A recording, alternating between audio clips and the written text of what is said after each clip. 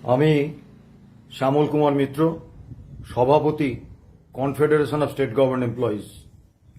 প্রিয় কর্মরত এবং অবসরপ্রাপ্ত রাজ্য সরকারি কর্মচারী, বোর্ড, কর্পোরেশন, পঞ্চায়েত, পুরসভার কর্মচারী, শিক্ষক, শিক্ষাকর্মী বন্ধুরা, আজকে নিতান্তই বাধ্য হলাম আপনাদের সামনে আবার একটা ভিডিও বার্তা নিয়ে উপস্থিত হওয়ার জন্য। যেদিন মুখ্যমন্ত্রী নির্বাচনের কোড অফ কন্ডাক্ট শুরু হওয়ার ঠিক ৪৫ মিনিট আগে সুপ্রিম কোর্টের রায় মেনে রোপা 2009-এর বকেয়া ডিএ দেওয়ার ঘোষণা করলেন, তারপর থেকেই প্রচুর ফোন আসছে এবং গতকাল তৃণমূলের সাংসদ এবং confederation of state government employees and others versus state of West Bengal and others অর্থাৎ ডিএ মামলায় সরকার পক্ষের অন্যতম আইনজীবী কল্যাণ বন্দ্যোপাধ্যায়ের একটি বিবৃতি প্রকাশিত হওয়ার পরে এই ফোনের সংখ্যা প্রবলভাবে বেড়েছে। গত পরশু এবং গতকাল রাত্রির 1টা পর্যন্ত ফোন এসেছে, তারপরে নিতান্ত বাধ্য হয়ে ফোন সুইচ অফ করে দিতে হয়েছে। এখন সমস্যা হচ্ছে যে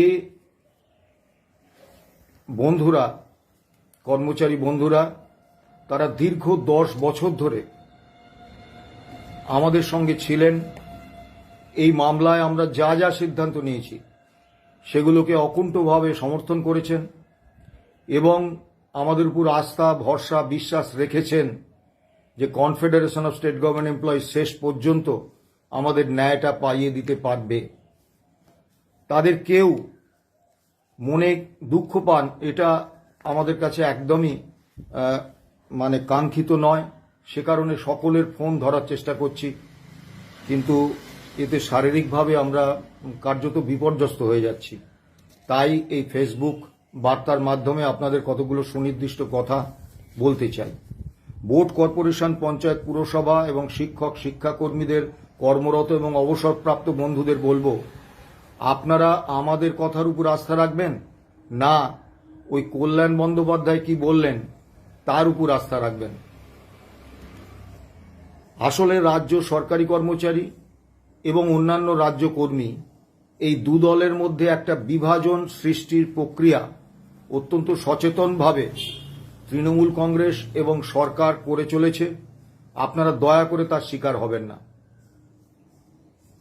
আমরা অত্যন্ত সুনির্দিষ্টভাবে প্রথম থেকে আপনাদের বলে এসেছি, এমনকি যখন সুপ্রিম কোর্টে এই মামলার রায়ে উপভোক্তা হিসেবে কাদের বিবেচনা করা হচ্ছে তার সংখ্যাটা দিয়েছিলেন রাজ্য সরকার, তাতে শুধুমাত্র কর্মরত এবং অবসরপ্রাপ্ত রাজ্য সরকারি কর্মচারীদের কথাটাই ছিল।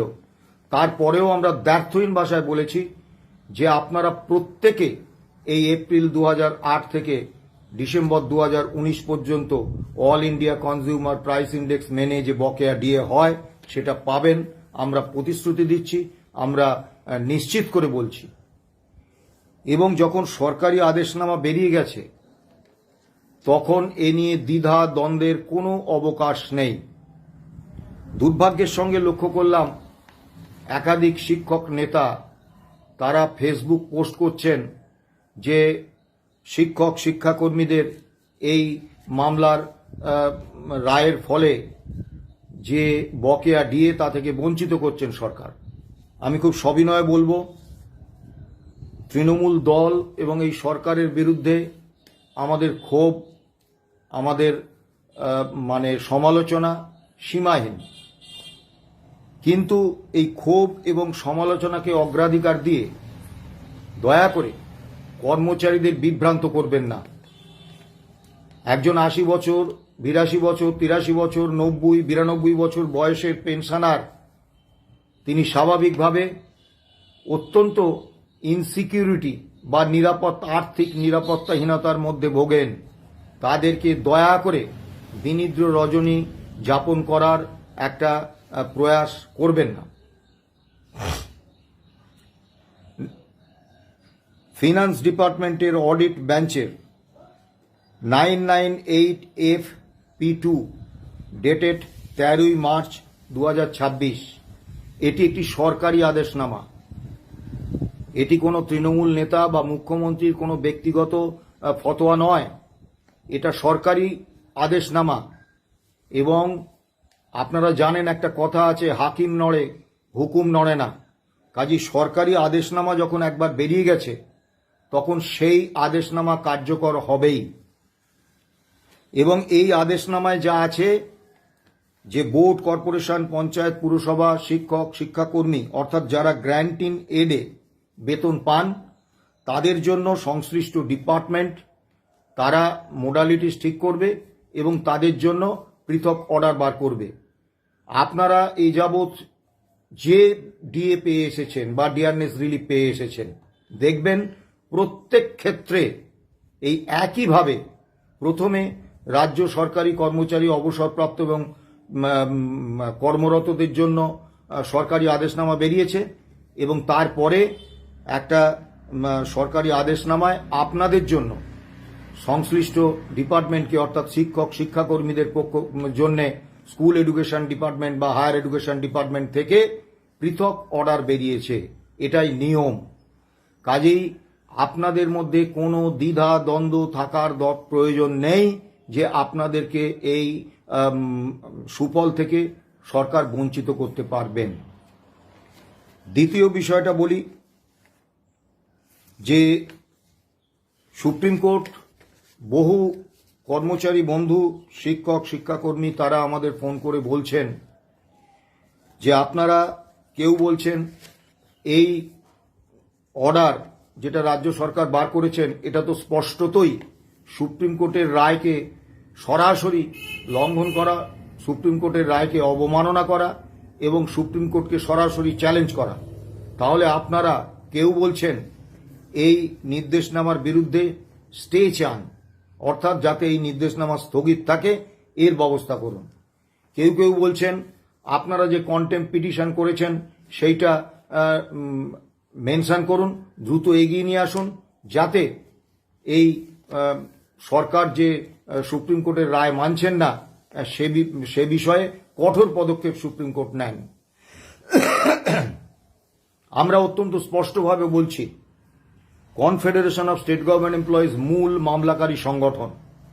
যে পিটিশনের উপর এই মামলাটা এত দিন ধরে চলেছে এবং যাতে রায় হয়েছে সেটি কনফেডারেশন অফ স্টেট গভর্নমেন্ট এমপ্লয়িজের তৈরি করেছিলেন প্রয়াত আইএনটিইউসির রাজ্য সভাপতি রমেন পাণ্ডে এবং আইনজীবী সর্দার আমজাদ আলী, তার সুযোগ্য সহযোগী মাসুম আলী সর্দার এবং প্রবীর চ্যাটার্জি।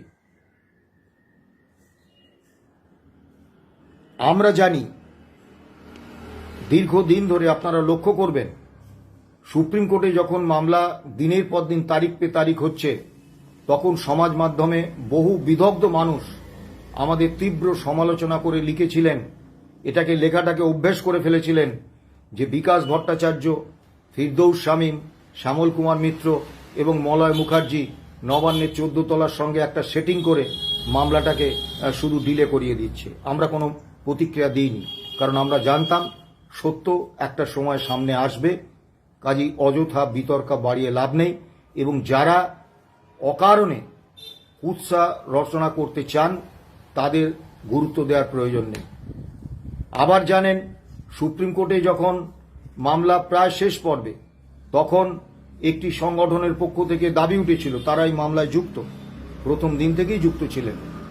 তারা তাদের সাবমিশনে তারা দিয়েছিলেন যে 4 বছরের বকেয়ার টাকা অর্থাৎ রোপা 2019-এর সরকার আমাদের দেননি সেইটা আবেদনে ঢোকাতে, 17% সুদ বকেয়া টাকার উপর ঢোকাতে এবং রোপা 2019-এ ডিএর প্রসঙ্গ আনার বিষয়টা ঢোকাতে।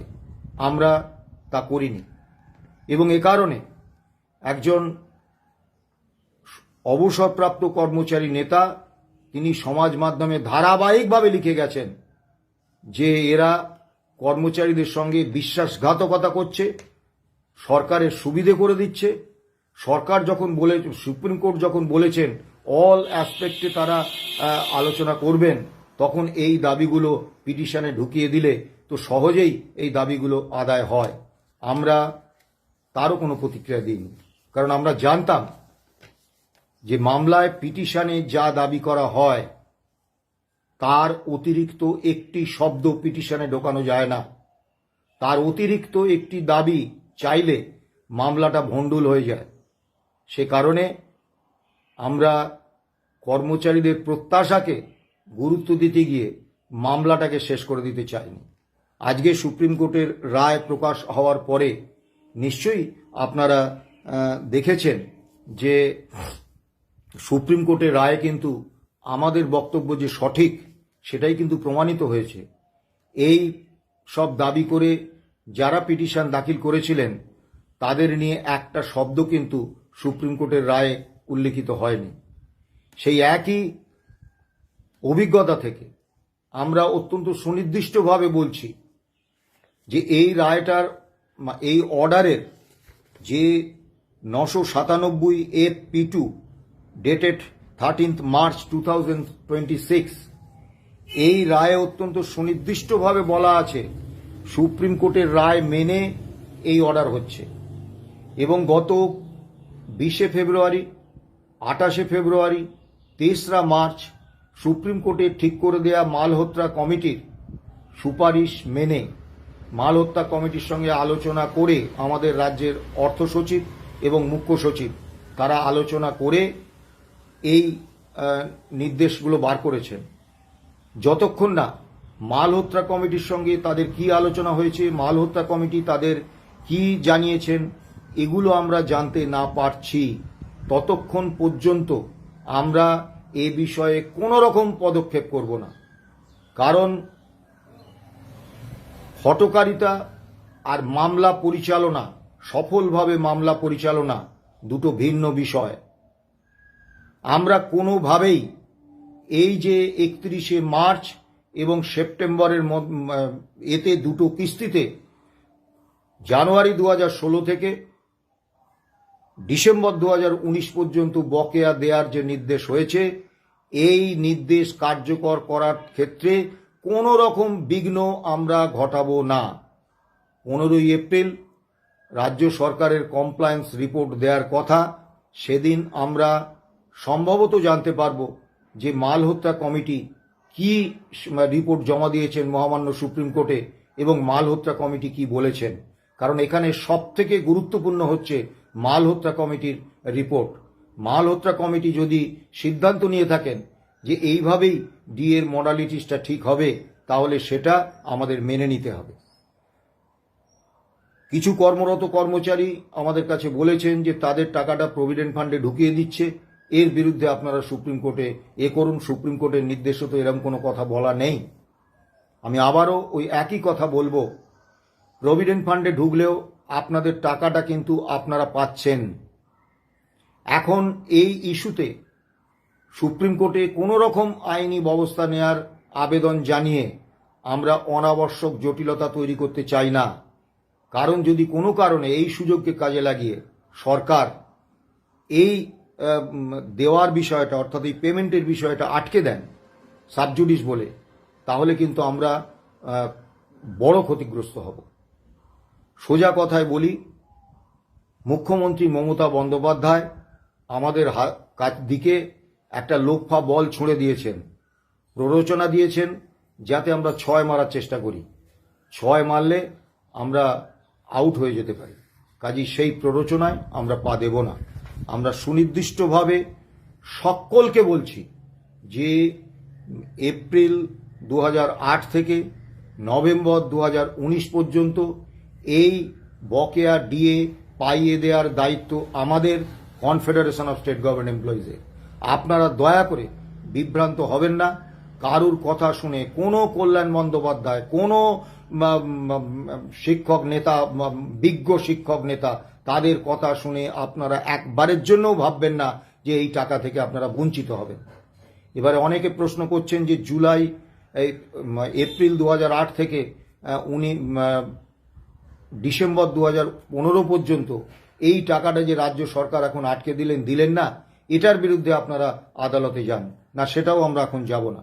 তার কারণ হচ্ছে, আমরা বারবার বলছি যে সুপ্রিম কোর্ট মালহোত্রা কমিটি তৈরি করে দিয়েছেন এই payment of DA and dearness relief for the period April 2008 to December 2019। এইটা সুপ্রিম কোর্ট তাদেরকে নজরদারি এবং তাদেরকে এই পেমেন্টের বিষয়টা দেখভাল করার দায়িত্ব দিয়েছেন। কাজেই মালহোত্রা কমিটি এই প্রভিডেন্ট ফান্ডে রাখার ব্যাপারে সহমত হয়েছে কিনা, রিপোর্ট দিয়েছে কিনা, এটা আমাদের জানতে হবে। এবং প্রভিডেন্ট ফান্ডে আপনাদের টাকাটা যখন ঢুকছে তখন টাকাটা আপনাদেরই থাকছে। পরবর্তীকালে যদি সুপ্রিম কোর্টে আমরা জানি যে এটা মালহোত্রা কমিটির রিপোর্টে নেই, মালহোত্রা কমিটি এরকম কোনো সিদ্ধান্ত সুপ্রিম কোর্টে জানায়নি, তখন নিশ্চয়ই আমরা এই টাকাটা নগদে দেওয়ার জন্য আবেদন করব। আরেকটি কথা বলি, রাজ্য সরকারি কর্মচারী ফেডারেশন, যার নেতা মানস ভূঁইয়া, অতীতে নেতা ছিলেন শুভেন্দু অধিকারী, তখন কর্মচারীদের পক্ষে নেতা ছিলেন সঞ্জীব পাল, এবং বর্তমানে কর্মচারীদের পক্ষে নেতা প্রতাপ নায়েক। অত্যন্ত স্পষ্টভাবে বলছি, যতদিন শুভেন্দু অধিকারী এবং সঞ্জীব পালের নেতৃত্বে রাজ্য সরকারি কর্মচারী ফেডারেশন চলেছে, তারা সর্বতোভাবে এই মামলার বিরোধিতা করেছেন। এবং এই সঞ্জীব পাল বিভিন্ন দপ্তরে দপ্তরে গিয়ে বলেছেন মামলাটা সরকারের বিরুদ্ধে, আপনারা এই মামলায় কোনো রকম আর্থিক সাহায্য বা অনুদান দিলে ব্যাগ গুছিয়ে রাখুন, উত্তরবঙ্গে যেতে হবে।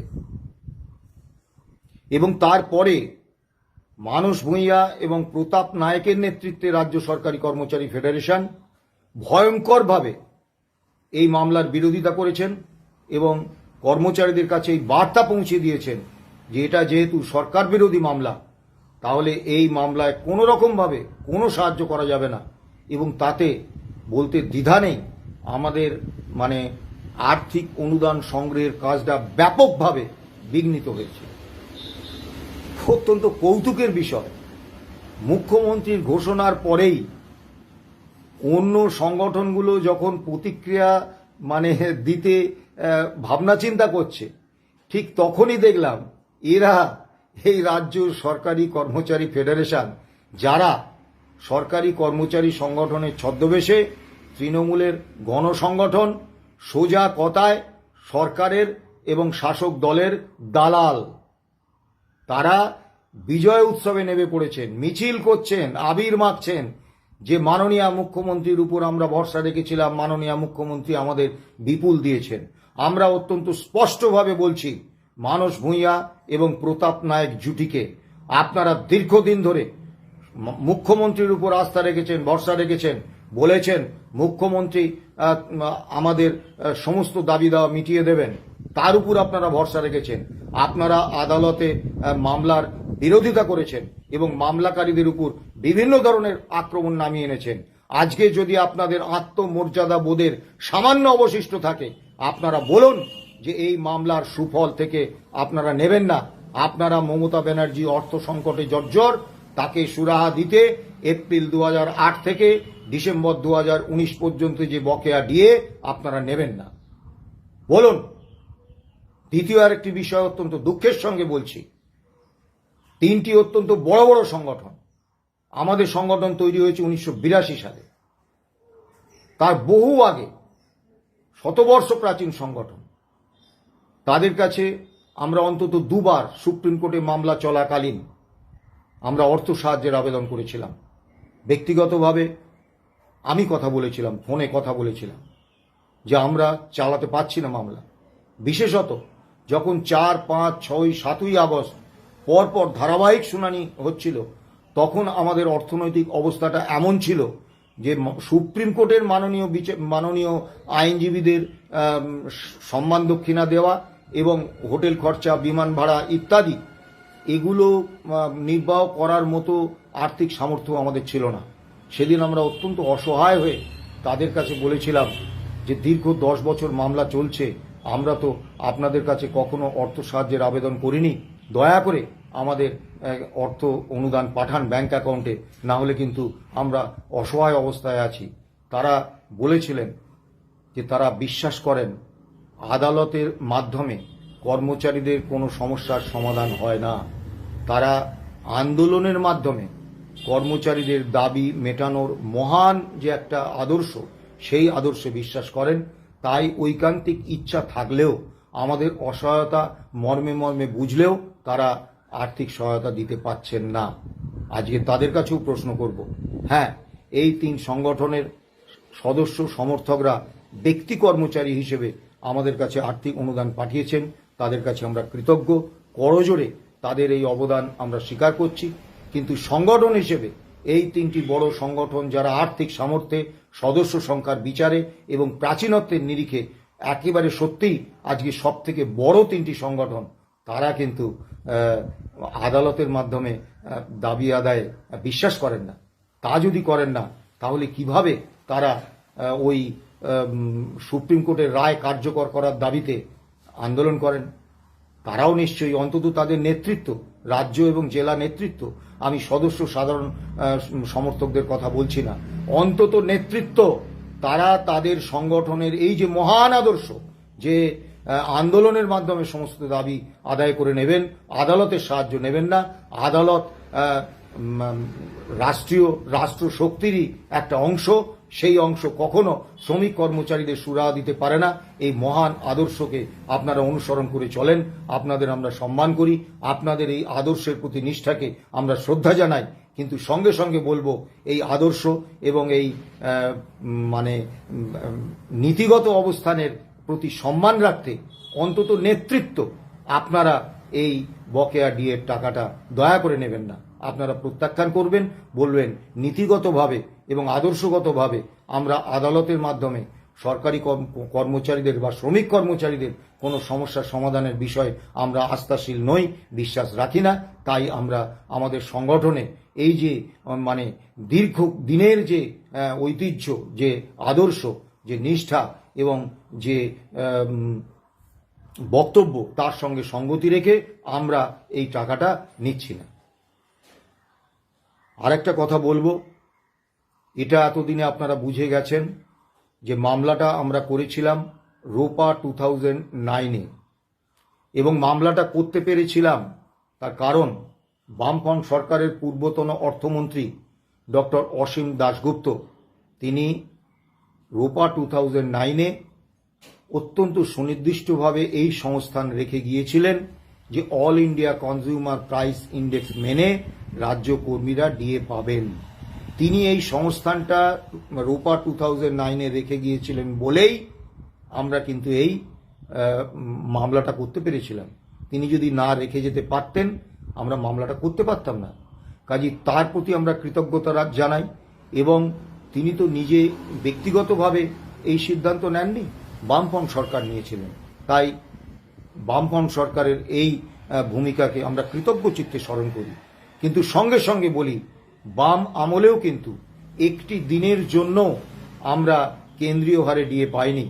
হ্যাঁ, তারা অধিকারটা স্বীকৃতি দিয়েছেন, গণতান্ত্রিক নিয়ম মেনে আমাদের আন্দোলন করার জন্য একটা স্পেস দিয়েছেন, যে স্পেস বর্তমানে এই সরকার কেড়ে নিয়েছেন। এবং কিছু সীমিত ক্ষেত্রে হলেও কিছু গণতান্ত্রিক এবং ট্রেড ইউনিয়ন অধিকার আমাদের দিয়েছেন, আমরা আন্দোলন করতে পেরেছি। কিন্তু তারপরেও অধিকারের স্বীকৃতি দিলেও বাস্তবে কিন্তু তারা 34 বছরে একদিনও প্রাপ্য হওয়ার দিন থেকে বকেয়া সহ ডিএ তারা দেননি। এবং এরকম দিনও গেছে যখন 16 কিস্তি দিয়ে বকেয়া। এমন সময়ও এসেছে যে কেন্দ্রীয় এবং অন্যান্য রাজ্যের কর্মচারীদের মোট বেতন তারা যা পাচ্ছেন তার অর্ধেক বেতন বাম আমলে আমরা পেয়েছি। কাজেই একটা জিনিস আমরা স্পষ্ট করে দিতে চাই যে তাদের যেটা প্রশংসা করার দিক আমরা নিশ্চয়ই প্রশংসা করব, কিন্তু তাদের যেটা নিন্দা করার দিক সেটা আমরা নিন্দা করব। রোপা 2019-এ মমতা বন্দ্যোপাধ্যায় এ ধরনের কোনো সংস্থান রাখেননি, শুধু নয়, ডিএ শব্দটাই নেই। কাজেই জানুয়ারি 2020 থেকে পরবর্তীকালে all India consumer price index মেনে ডিএ পেতে হলে আমাদের আবার মামলা করতে হবে। এবং এই মামলার ক্ষেত্রে সুপ্রিম কোর্টের রায় আমাদের কাছে একটা ব্রহ্মাস্ত্র তুলে দিয়েছে। সেই ব্রহ্মাস্ত্র হচ্ছে, সুপ্রিম কোর্ট অত্যন্ত স্পষ্টভাবে বলেছে, 1 নম্বর, DA is a legally enforceable right of the employees. 2 নম্বর, ডিএ গণনা করার বা ডিয়ারনেস রিলিফ গণনা করার এক এবং একমাত্র সূচক হচ্ছে all India consumer price index. কাজেই সুপ্রিম কোর্টের রায় যখন কার্যকর করা শুরু হয়ে গেছে, সেই কার্যকর করার পদ্ধতি, তার প্রয়োগ নিয়ে আমাদের বহু প্রশ্ন আছে, আপত্তি আছে, কিন্তু তারপরেও দিনের শেষে সুপ্রিম কোর্টের রায়টা যখন কার্যকর করা শুরু হয়ে গেছে, তখন কিন্তু এইটাই একেবারে ব্রাহ্ম মুহূর্ত। রোপা 2019-এ এই ডিএর প্রসঙ্গটা আনা এবং all India consumer price index মেনে ডিএটা যে আমাদের অধিকার, সেটার প্রতিষ্ঠা দেওয়া। তার জন্য মামলা করতে হবে। রাজ্য সরকারি কর্মচারীদের কোনো সংগঠন যদি মামলা করেন, তাদের স্যাটে করতে হবে। স্যাটে এখন কোনো মামলা হচ্ছে না, কাজেই বিচারপতি নেই, ইনফ্রাস্ট্রাকচার নেই, কাজেই স্যাটে করলে অনির্দিষ্টকাল স্যাটে পড়ে থাকবে মামলা। সে কারণে শিক্ষক, শিক্ষাকর্মী, বোর্ড, কর্পোরেশন, পঞ্চায়েত, পুরসভা, যে কোনো কর্মচারী সংগঠন, তারা দয়া করে রোপা 2019 নিয়ে হাইকোর্টে মামলা করুন। সুপ্রিম কোর্ট আপনাদের হাতে একটা ব্রহ্মাস্ত্র তুলে দিয়েছেন। অনেকে বলছেন আপনারা মামলা করুন। একদম সবিনয়ে বলছি, দীর্ঘ 10 বছর ধরে, এটা 11 বছরে পড়েছে, এই মামলা চালাতে গিয়ে আমাদের সংগঠন কার্যত দেউলিয়া। এখন আমাদের মাথার উপর একটা বড় অঙ্কের দেনার টাকা। আমরা কর্মচারীদের আত্মমর্যাদাকে সব থেকে বেশি গুরুত্ব দিই। এই জন্য আমরা কোনো রাজনৈতিক দল, কোনো গণসংগঠনের কাছ থেকে 1 নয়া পয়সা অর্থ সাহায্য নিইনি। শুধু কর্মচারীদের দেয়া অর্থেই, অবসরপ্রাপ্ত কর্মচারীদের দেয়া অর্থেই আমরা মামলা চালাতে গেছি। কিন্তু আজকে খুব তিক্ত অভিজ্ঞতা নিয়ে বলছি যে 10 লক্ষের বেশি কর্মচারী পেনশনার এই মামলায় উপকৃত হবেন। তাদের 10% অর্থাৎ 1 লক্ষ কর্মরত এবং অবসরপ্রাপ্ত কর্মচারী যদি 100 টাকা করে আমাদের ব্যাংক অ্যাকাউন্টে দিতেন, তাহলে আমাদের 1 কোটি টাকা ব্যাংক অ্যাকাউন্টে জমা পড়ত। আমরা এই মামলার শেষ হয়ে গেলেই আমাদের হিসেব আমরা সমাজ মাধ্যমে দিয়ে দেব, আপনারা দেখবেন। এই পরিমাণ টাকা তো বহু দূরের কথা, এর থেকে অনেক টাকা, কিন্তু কম টাকা আমাদের ব্যাংক অ্যাকাউন্টে জমা পড়েছে।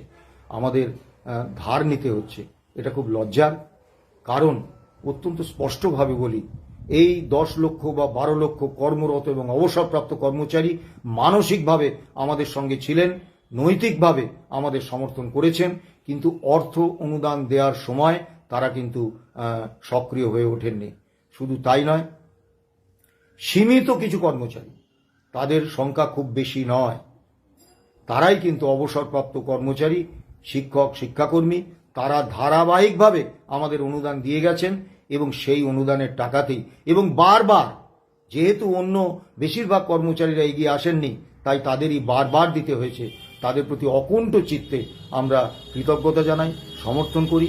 কাজে আমাদের পক্ষে আর্থিক কারণে আর নতুন করে মামলা করা সম্ভব নয়। অন্য প্রত্যেকটি শিক্ষক, শিক্ষাকর্মী সহ অন্য রাজ্য কর্মচারী সংগঠনকে অনুরোধ করব, আবেদন করব, করজোড়ে নিবেদন করব যে আপনারা দয়া করে মামলা করুন।